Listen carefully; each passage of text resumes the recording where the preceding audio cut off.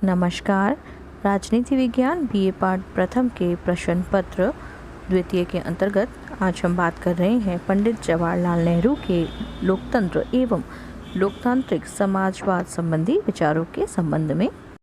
सर्वप्रथम हम नेहरू जी के लोकतंत्र से संबंधित विचारों पर बात करेंगे। नेहरू एक महान लोकतंत्रवादी थे और उन्होंने लोकतंत्र को केवल शासन प्रणाली ही नहीं माना, उन्होंने लोकतंत्र को जीवन में नैतिक मापदंडों और मूल्यों की एक व्यवस्था के रूप में परिभाषित किया।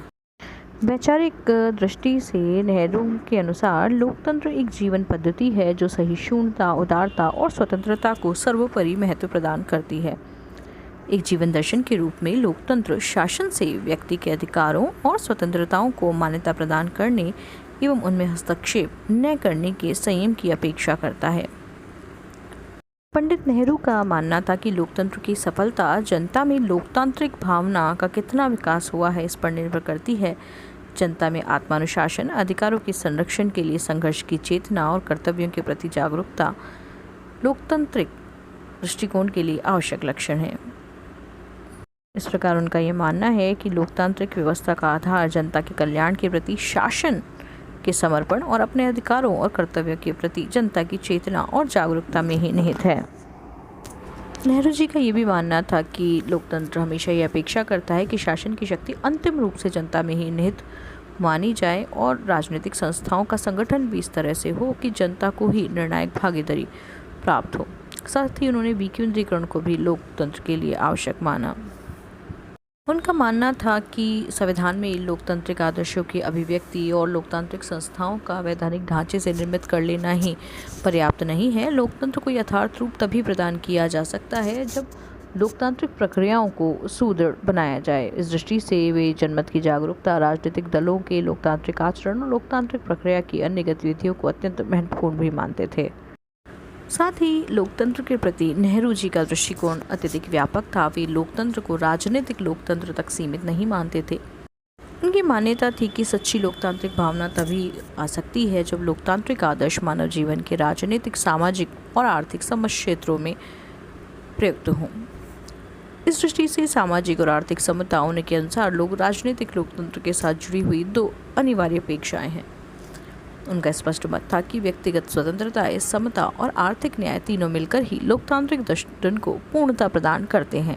वे इस बात पर भी बल देते थे कि सामाजिक और आर्थिक लोकतंत्र को सुनिश्चित किए बिना यदि मात्र राजनीतिक लोकतंत्र ही स्थापित होता है तो ऐसा लोकतंत्र न केवल अधूरा है अपितु निरर्थक भी है। उनका मानना था कि ऐसे व्यक्तियों के लिए मताधिकार का कोई महत्व नहीं रह जाता जो अपने जीवन की मूलभूत आवश्यकताओं की पूर्ति नहीं कर पाते और जिन्हें समाज में समानता का स्तर भी स्वीकृत नहीं है। पंडित नेहरू लोकतंत्र को व्यक्ति के कल्याण के लिए सर्वश्रेष्ठ व्यवस्था मानते थे और उनका दृढ़ मत था कि लोकतांत्रिक प्रणाली से ही मानव मात्र की उन्नति और सामाजिक हितों को सुनिश्चित किया जा सकता है। उनका मत था कि लोकतंत्र में ही मनुष्य की सृजनात्मक क्षमता का विकास हो सकता है। साथ ही उनका यह भी मानना था कि वास्तविक लोकतंत्र तभी स्थापित हो पाएगा जबकि राष्ट्र में उपलब्ध जो आर्थिक संसाधन हैं उनका समुदाय में न्याय सम्मत वितरण को सुनिश्चित किया जाए और सामाजिक ढांचे में समानता और मानवीय गरिमा के आदर्शों को भी प्रतिष्ठित किया जाए। पंडित नेहरू की संविधानवाद में गहरी आस्था थी। संविधानवाद व्यक्ति के शासन की तुलना में विधि के शासन को प्रतिष्ठित करता है और विधि के शासन को नेहरू लोकतंत्र के लिए आवश्यक मानते थे।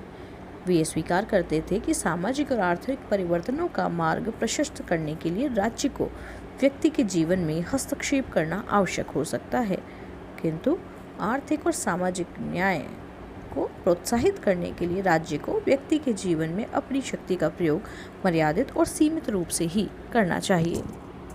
साथ ही नेहरू जी ने लोकतांत्रिक व्यवस्था के आवश्यक अंग के रूप में नागरिक अधिकारों को भी महत्वपूर्ण माना है, किंतु नागरिकों में कर्तव्यों के प्रति भी निष्ठापूर्वक समर्पण की भावना को भी उन्होंने समान रूप से ही महत्वपूर्ण माना।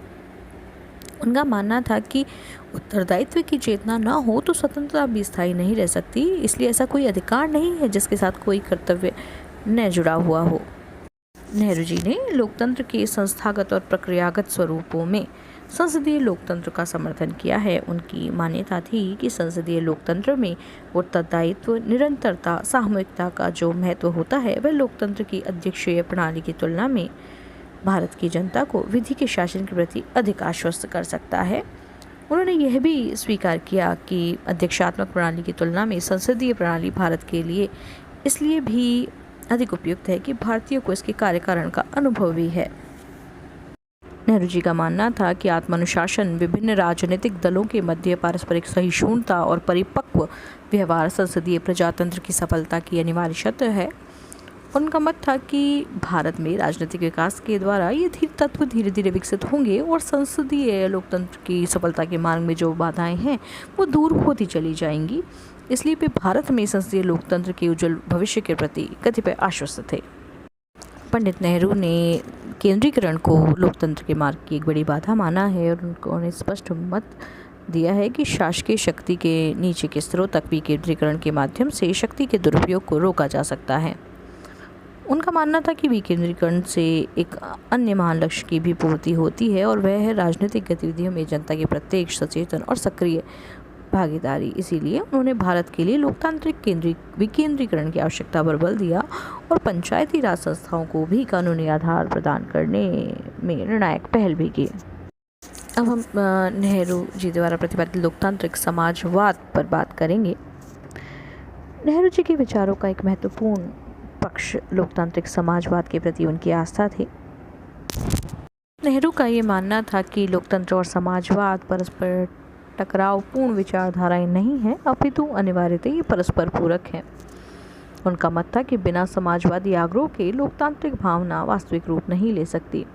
समाजवाद लोकतंत्र का अनिवार्य परिणाम है। आर्थिक लोकतंत्र के बिना राजनीतिक लोकतंत्र निरर्थक है और राजनीतिक लोकतंत्र ही समाजवाद का माध्यम बन सकता है। इसलिए उनका यह विचार था कि सच्चे समाजवाद की स्थापना लोकतांत्रिक साधनों के माध्यम से ही हो सकती है और वे लोकतांत्रिक समाजवाद को भारत की स्वर्णिम भविष्य की आधारशिला भी मानते थे। पंडित नेहरू का मत था कि लोकतांत्रिक समाजवाद वस्तुतः जनता की राजनीतिक और आर्थिक स्वतंत्रता को एक साथ सुनिश्चित करने का उपाय है। इस व्यवस्था में पूंजी और अन्य आर्थिक संसाधनों को पूंजीपति वर्ग के हाथों में केंद्रित नहीं होने दिया जाएगा, अपितु इस बात को सुनिश्चित किया जाएगा कि देश की वास्तविक पूंजी और साधनों पर जनशक्ति का ही प्रभावी नियंत्रण हो। नेहरू जी के अनुसार लोकतांत्रिक समाजवाद राजनीतिक लोकतंत्र के द्वारा आर्थिक लोकतंत्र के मार्ग की ओर प्रगति करने का माध्यम है। लोकतांत्रिक समाजवाद उनकी धारणा में जनता के राजनीतिक अधिकारों की मान्यता, आर्थिक और सामाजिक न्याय, संसाधनों के केंद्रीकरण का निषेध और उत्पादन और वितरण की न्यायसम्मत प्रणाली को सुनिश्चित किए जाने पर एक साथ बल देता है। नेहरू जी की लोकतांत्रिक समाजवाद की धारणा इस बात पर भी अत्यधिक बल देती है कि आर्थिक उन्नति के प्रयासों में जनता की सचेतन, स्वतंत्र और सार्थक भागीदारी को सुनिश्चित किया जाए और सभी आर्थिक योजनाओं का उद्देश्य किसी वर्ग विशेष के हितों को प्रोत्साहन देना नहीं हो, अपितु सारी जनता के कल्याण और जीवन स्तर में उन्नति को ही सुनिश्चित करना हो। नेहरू जी ने समाजवाद की उदार और व्यवहारिक व्याख्या की है। उन्होंने स्वीकार किया कि समाजवाद कोई रूढ़ सिद्धांत नहीं है, बल्कि वह एक विकासशील और गतिशील धारणा है। समाजवाद को मानवीय जीवन की परिवर्तनशील परिस्थितियों तथा किसी विशेष देश की पृष्ठभूमि और आवश्यकता के अनुरूप भी ढाला जा सकता है। उनका यह भी विश्वास था कि भारत में हिंसा और दमनकारी राज्य शक्ति के प्रयोग से समाजवादी आस्थाओं को थोपा नहीं जा सकता। भारतीय जनता को समाजवाद के मार्ग के प्रति आस्थावान बनाकर और उनकी भागीदारी के द्वारा ही भारत में समाजवादी आस्थाओं के अनुरूप क्रांतिकारी सामाजिक और आर्थिक परिवर्तन लाए जा सकते थे। नेहरू जी लोकतांत्रिक समाजवाद के माध्यम से मार्क्सवाद के आर्थिक आग्रहों और गांधीवाद की नैतिक प्रतिबद्धताओं के मध्य समन्वय कर एक व्यवहारिक विचारधारा की खोज करना चाहते थे।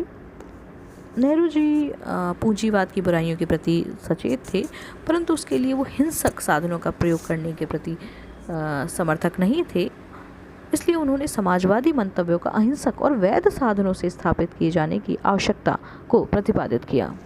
नेहरू जी ने यह भी अपेक्षा की कि भारत में औद्योगिकरण का मार्ग प्रशस्त किया जाए और उत्पादन में वृद्धि की जाए, किंतु उत्पादन से होने वाले लाभों को वे कुछ हाथों में केंद्रित करने के पक्ष में नहीं थे, बल्कि उसको जन सामान्य तक पहुंचाना का प्रयत्न करना चाहते थे।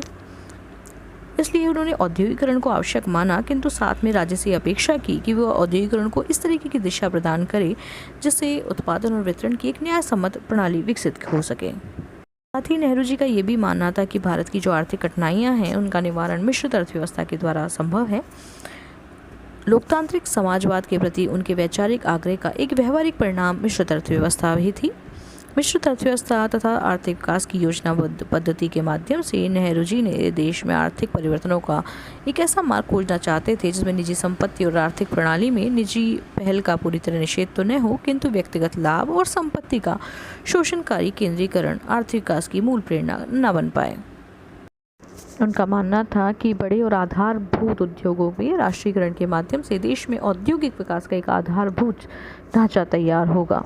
लोकतांत्रिक समाजवाद के माध्यम से नेहरू जी भारत में उपलब्ध जितने भी संसाधन हैं उनके विवेक सम्मत और न्याय सम्मत विनियोग और वितरण को सुनिश्चित भी करना चाहते थे। समाजवाद के नाम पे नेहरू जी राज्य को सर्वशक्तिमान बनाने के कभी भी पक्षधर नहीं थे। वे आर्थिक विकास की प्रक्रिया में राज्य को आर्थिक समानता की स्थापना और जनता के कष्टों के निवारण के लिए एक सार्थक किंतु मर्यादित भूमिका प्रदान करना चाहते थे।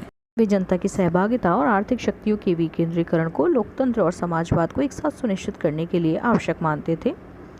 इसी कारण उन्होंने भारत में आर्थिक क्षेत्र में राज्य के हस्तक्षेप के प्रति नियंत्रणहीन निजी उद्योगों और आर्थिक क्षेत्र में राज्य के सर्वाधिकार के प्रतीक राष्ट्रीयकृत उद्योगों के अतिरिक्त जनता की सहभागिता के प्रतीक सहकारी क्षेत्र को भी प्रोत्साहन के लिए विशेष प्रयत्न किए। नेहरू जी की ये भी मान्यता थी कि समाजवाद केवल राजकीय कार्यक्रमों में ही परिलक्षित नहीं हो सकता, बल्कि इसकी स्थापना तभी संभव है जबकि समानता, न्याय और बंधुता के आदर्श लोगों के आचरण और जीवन के प्रति दृष्टिकोण में पूरी तरह से चरितार्थ हो जाएं। इसी कारण नेहरू ने लोकतांत्रिक समाजवाद के अपने आग्रह को समाजवादी समाज के निर्माण के एक संकल्प के रूप में भी व्यक्त किया। इस प्रकार नेहरू के अनुसार समाजवादी समाज एक समतामय समाज होगा जिसमें राज्य के दमनकारी हस्तक्षेप की आवश्यकता के बिना ही लोग शोषण और अभावों से मुक्त जीवन के लिए समर्पित होंगे और प्रयत्नशील रहेंगे। धन्यवाद।